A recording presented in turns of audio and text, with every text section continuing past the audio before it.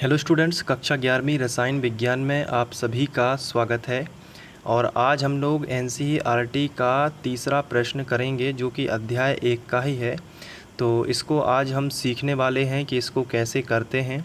तो आप भी इसी तरीके से नोट्स बनाते चलिए ताकि आपके सभी एनसीईआरटी प्रश्नों का सॉल्यूशन आपके पास हो, वो भी उसी तरीके से जैसे कि आपने समझा है, ताकि एग्ज़ाम टाइम में आप उसका रिवीजन कर पाएँ। और ये केवल 11th तक सीमित नहीं होते हैं, ये आपके नॉलेज को आगे भी ले जाते हैं। अगर आप किसी कॉलेज का एंट्रेंस एग्ज़ाम देते हैं तो वहाँ पे भी आपको इसी तरीके के क्वेश्चन देखने को मिलते हैं। और चूँकि जो एनसीईआरटी जो है ना, ये गवर्नमेंट की ही किताब है, तो ज़्यादातर क्वेश्चन इसी से आते हैं। तो आप ध्यान से इसको अच्छे से पढ़िए। चलिए आज हम तीसरा प्रश्न सॉल्व करना सीख लेते हैं। इसमें लिखा है कि आयरन के एक ऑक्साइड के मूलानुपाती सूत्र का निर्धारण कीजिए। यानी कि आयरन का कोई ऑक्साइड है, हमें पता नहीं है कौन सा ऑक्साइड है, लेकिन हमें उसका मूलानुपाती सूत्र का निर्धारण करना है। वो भी कुछ चीज़ें हमें दी गई हैं, जिसमें द्रव्यमान द्वारा 69.9% आयरन एवं 30.1% ऑक्सीजन है। तो यहाँ पे जो आयरन का ऑक्साइड है जो कि अज्ञात है, उसमें हमें उनके जो तत्व हैं जैसे कि आयरन और ऑक्सीजन, उनके द्रव्यमान प्रतिशत हमें दिए गए हैं। तो इस क्वेश्चन में हमें सॉल्व करते वक्त एक तालिका बनानी होगी। तो सबसे पहले तो हम हेडिंग डाल देंगे कि सॉल्व हो रहा है ये। अब तालिका बना लेते हैं। तो इसके लिए सबसे पहले हमें ऐसी 2 लाइन खींचनी है, ठीक है। उसके बाद हम क्या करेंगे, यहाँ पे वही जो तत्व हैं, सबसे पहला जो हमारा सेगमेंट रहेगा यहाँ पे हम लिखेंगे तत्व। इसके बाद हमारा जो है द्रव्यमान प्रतिशत हमें दिया गया है ना, तो हम जो है हमारे दूसरे खाने में रहेगा द्रव्यमान प्रतिशत। तो यहीं पे लिख देते हैं ताकि इसमें और भी चीज़ें हैं तो सभी चीज़ें बन जाएं, इसलिए हम यहाँ पे इसको लिख देंगे। इसके बाद यहाँ पे हम एक लाइन खींच देंगे ताकि हम तीसरा सेगमेंट यहाँ पे लिख सकें। तो ये एक लाइन खींच देना है आपको। इसके बाद हम बात करेंगे तो यहाँ पे अब होगा परमाणु द्रव्यमान।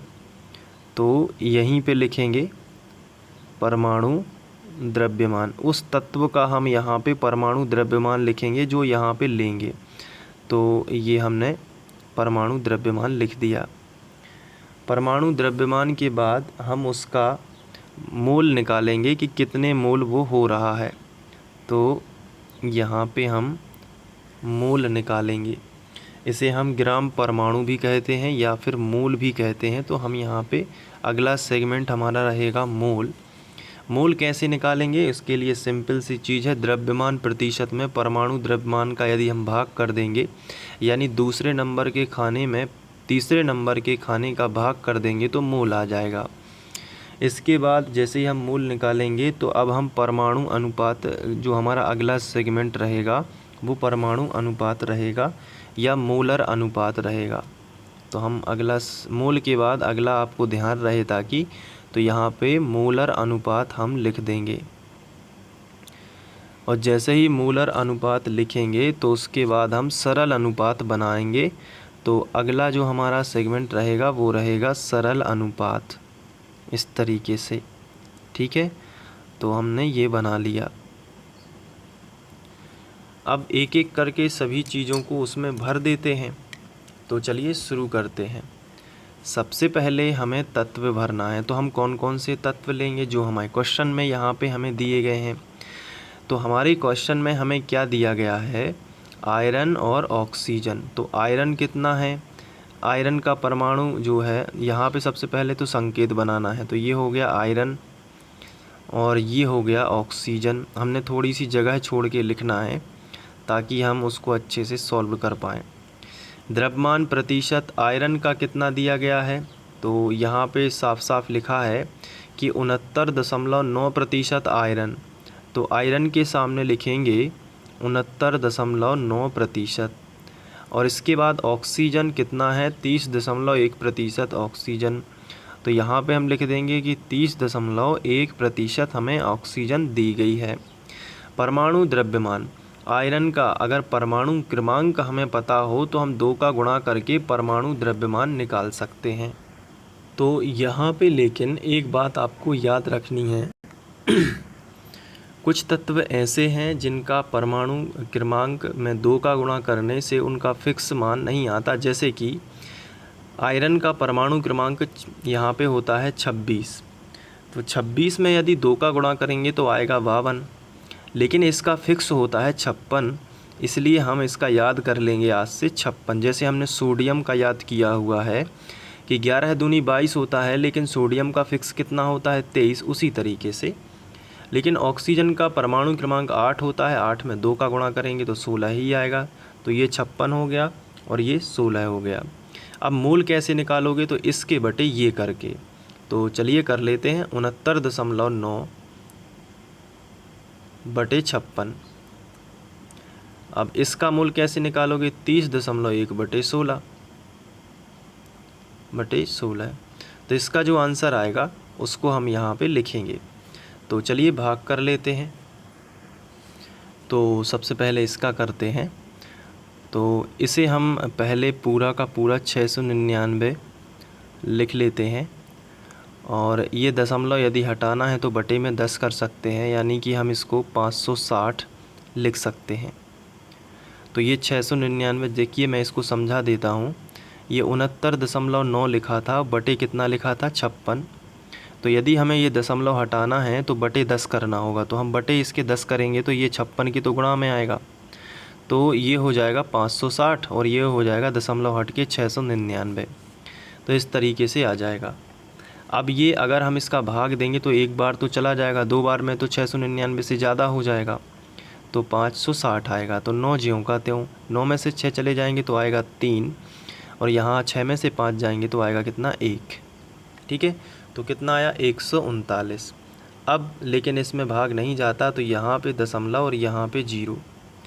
अब ये 2 बार चला जाएगा, 2 शून्यम 0, 2 छम 12, 12 की 2 हासिल आ जाएगी 1, और 2 पंचे 10 और 1 11। अब इसको घटाएंगे तो 0, 9 में से 2 जाएंगे तो 7, 3 में से 1 जाएगा तो 2, यहाँ पे कैंसिल। अब यहाँ पे फिर भाग नहीं जाता, तो दशमलव तो लग चुका है, तो अब एक 0 बढ़ा सकते हैं। तो अब ये हो गया, तो ये लगभग जाएगा। 5 बार चेक कर लेते हैं एक बार, 5 शून्यम 0, 5 छक्के 30 का 0 हासिल आ जाएंगी 3, 5 25 और 3 28। तो ये तो हो गया ज़्यादा यहाँ पे, लेकिन अगर हम ध्यान से देखें तो यहाँ पे 100 ही ज़्यादा हुए हैं। अगर ये 2800 देखें तो 100 ही ज़्यादा हुए हैं। तो हम कह सकते हैं कि अगर हम 5 बार देंगे तो ये 1.25 हमारा आंसर सही माना जा सकता है, क्योंकि अगर हम 4 बार देंगे तो ये बहुत ज़्यादा कम हो जाएगा। तो इसका जो आंसर आएगा वो तो आएगा 1.24।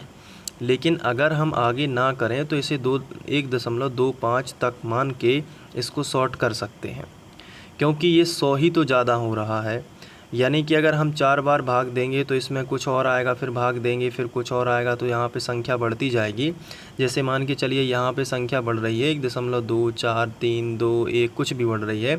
तो इसका मतलब ये हुआ कि अगर हम 1.25 कर देंगे तो ये सब गायब हो जाएगा, मतलब लगभग वही आएगा।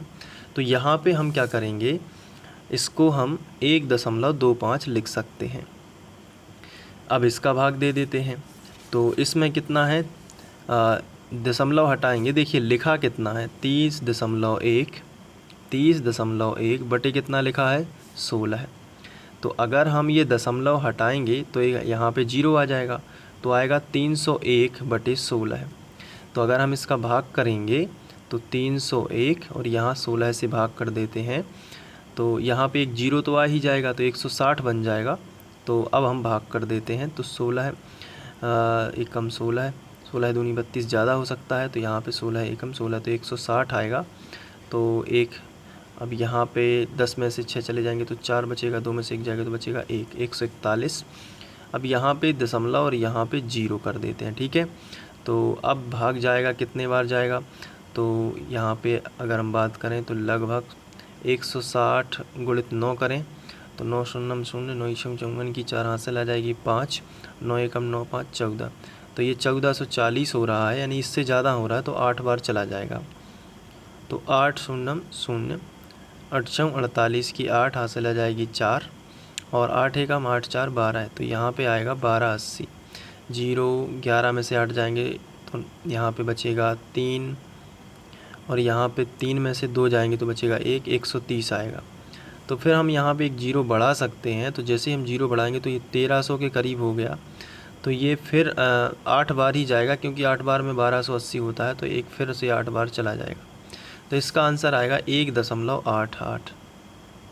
ठीक है, तो अब हम मूलर अनुपात निकालेंगे। तो इन दोनों में से छोटी संख्या कौन सी है, आप बताइए, इन दोनों में से सबसे छोटा कौन है?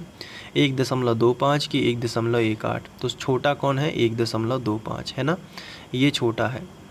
तो अब हम क्या करेंगे, 1.25 का भाग इसमें भी दे देंगे और 1.25 का भाग इसमें भी दे देंगे। तो हम यहाँ पे लिखेंगे कि 1.25 बटे 1.25 और 1.88 बटे 1.25।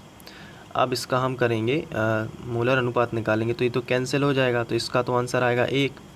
अब 125 का यदि हम 2 में गुणा करें, यानी कि दशमलव थोड़ी देर के लिए इग्नोर करें, तो 2 पंचे 10 का शून्य हासिल आ जाएगी 1, 2 दूनी 4 और 1 5 और 2 एकम 2, तो 250 होता है, जो कि 188 से ज़्यादा है। और एक बार का करेंगे तो उतना ही आएगा 125। तो एक बार में करने से 125 आता है और 2 बार गुणा करने से 250 आता है।